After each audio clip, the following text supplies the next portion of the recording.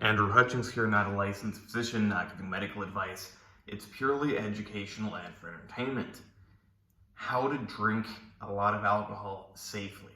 Now, this may seem like, oh, well, if you want to be healthy, just don't drink alcohol. Well, alcohol is important for some people.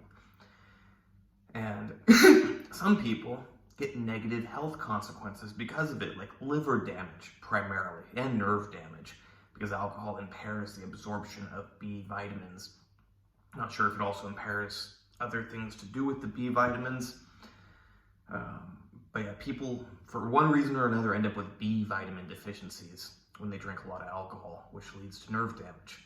Like pain in the feet. If you drink a lot of alcohol and you feel feet pain, foot pain, might be because you have nerve damage. And you want to be on top of that, because you can get diabetic foot essentially, where you are not able to feel your foot and then it gets all damaged, and also the blood supply is reduced, so it gets damaged easier, and then it gets infected, and then you might have to amputate it someday. I've seen someone get part of their foot amputated. You don't want to do that. It's surprising how easy it is to cut through that bone. Okay, so hold on a second. Another thing, so liver is the other main one. Ursodeoxycholic acid. Or if you live in a country where this is only a prescription medication, either A, get it from a doctor, or 2, order it from somewhere else, or 3, buy TUDCA, Toro ursodeoxycholic acid, which seems to be just as good. Dosage of that, I don't know exact perfect dosage. You can, depends on how much you're drinking. If you're drinking a little, maybe you take 250 milligrams. If you're drinking a lot, maybe you take 1 gram. Maybe you take 1.25 grams. But I would not drink, if you're drinking a lot of alcohol, you better be putting UDCA or TUDCA in your system before you put the alcohol in there.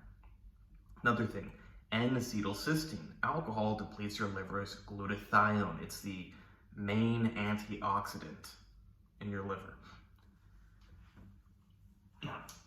I buy these just because where I live, it's hard to buy like a bunch of NAC pills.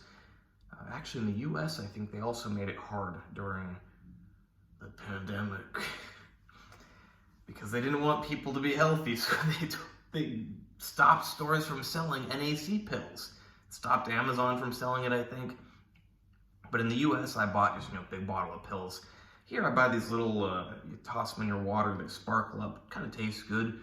So if I'm gonna drink my alcohol, I make sure I put one of these in a glass of water and I drink it. This is 500 milligrams, 600 milligrams. Good enough dose. If you're gonna drink a lot, maybe go up to 1 gram. 500 milligrams, good for moderate drinking. And then of course, well, I shouldn't say of course because you might not know this, but so I talked about like the main antioxidant in the liver, glutathione, but all antioxidants in the body work together. So if you're deficient in one, it's gonna probably mean that you burn through the other ones more quickly as well, because you have overall less helpers to help reduce that oxidative stress. So you also want to just be taking your multivitamin, your vitamin C. Vitamin C is a great, super cheap, water-soluble antioxidant. But the mainstay is, well, you should be taking multivitamin and vitamin C for general health. Not health advice, not medical advice. Well, I guess it can be health advice, it can't be medical advice. But it's not advice, it's information. I think people should be taking low-dose multivitamin, good multivitamin with methylcobalamin form of B12, not cyanocobalamin, which is toxic and doesn't work too well. And most multivitamins contain cyanocobalamin.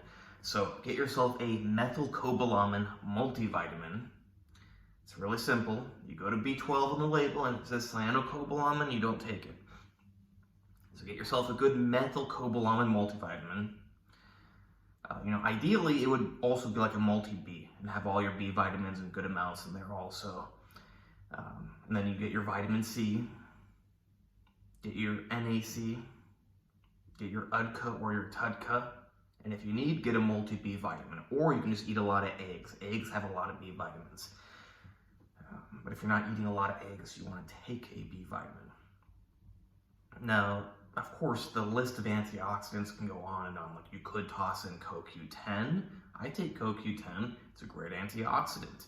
And it's also been shown to expedite liver healing after, I forget the exact kind of liver damage it was, but there were some studies showing that when the liver was damaged, that CoQ10 sped up the healing process. Cool. And I remember the dosage was like 100 milligrams per day, so that's not very much. You know, standard CoQ10 pill is going to be 1 to 200 milligrams. So yeah, there you have it. You want to be smart. Now, I know a lot of functional alcoholics, and they don't take precautions. Some of them have no issues, at least not that we know of. Well, no visible issues yet on blood work or anything. And then some of them do have issues. Like, I was just talking with a friend of mine the other day. He sent me his blood work. His ALT and AST were at like 70, whatever the units are. It might actually just be international units. Yeah, I don't memorize those units. They're the same everywhere, so probably they're international units. But yeah, 70, that's high. Like, if it's 70 for a little while, okay. 70 all the time, not good. Now, you'll get a lot of conflicting information on how high of liver enzymes is actually bad for you. So the thing is, 70, you're not gonna die. But that's not good. Like, your liver's not doing good, and if you're doing something to get it to 70 and you keep doing it, it might be pushing it higher in the future and causing more damage, and that will be problematic. But you'll read a lot of nonsense that's like, oh, as long as it's below 1,000, you don't have liver injury. That's not true. I've seen liver injury in people that only had transient spikes up to 100, 150. Everybody's different. And yeah, if you're above 100, that's a problem. I mean, if you're above 50, 60, you better start making some lifestyle adjustments. Now, if you're just a little above the normal range, so you're like 50, I mean, I just said if you're 50 or 60, you better make. So if you're 49 or you're 40, it's not great, but not bad. But yeah, I was looking at a friend's blood work, you know, ALT, AST like 70. His pancreatic enzymes were quite high, you know, lipase, amylase. And that's not good, because what happens with alcohol is you get liver damage and then you get pancreas damage, and the liver can heal really well, but the pancreas can't. And, you know, some people don't care so much about a long life, but if they knew that how painful life from pancreas damage can be, they might reconsider, because the pancreas, when it's damaged, releases enzymes that can digest everything inside of you. So you start digesting your intestines and everything in there. Very painful and extremely hard to manage. It's not good. If you're at the point where you have elevated pancreatic enzymes, you better figure something out quick. And then I've actually seen anemia, which seems to be from alcohol.